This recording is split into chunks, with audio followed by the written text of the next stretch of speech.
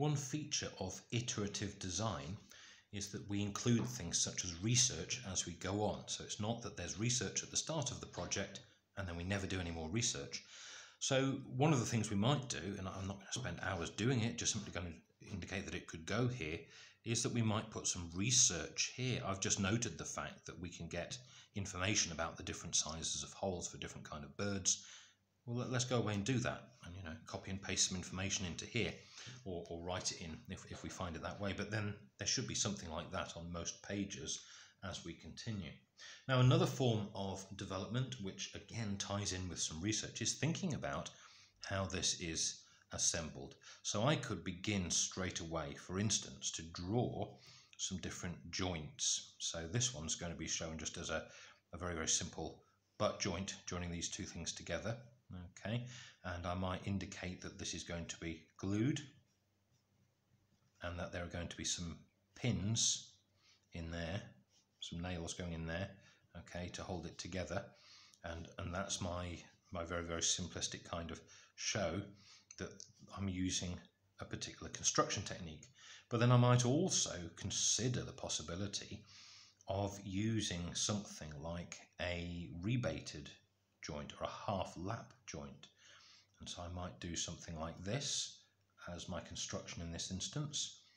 And I might say, well, look, if I thought this would actually make the joint somewhat stronger, I could do, something like this to fit it together. Now, I'm not convinced that there would be much point in this instance, but the idea of a joint is that it now opens up two surfaces on which we could glue rather than just the one. And again, I might choose to put some screws into there, if that was what I decided to do. Fairly simple kind of three-dimensional drawing, but showing how screws and glue could be used to hold that joint together. And I could continue this for some time, showing how different construction techniques could be used.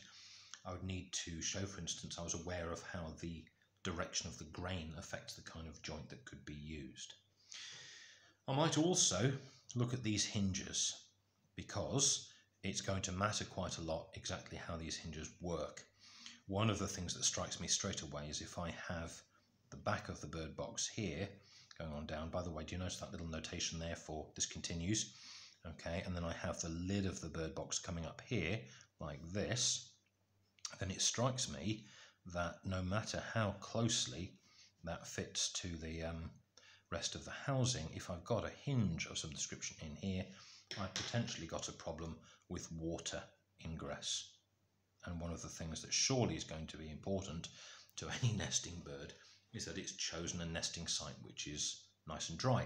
So I'd need to think about how I could tackle that. And one of the obvious solutions that comes to mind is I could actually draw it in such a way that I dispensed with the hinge altogether, had the lid of my box come up like this, and then simply used a piece of flexible canvas or flexible plastic there. Again, this might be sort of pinned onto there, or pinned onto there as well, or glued on both places, and that would act both as a hinge and as a seal to deflect any water that falls onto there would then run off. This is the kind of thinking and development which is very much to do with function. So in the next short video clip, we'll start playing with the aesthetics.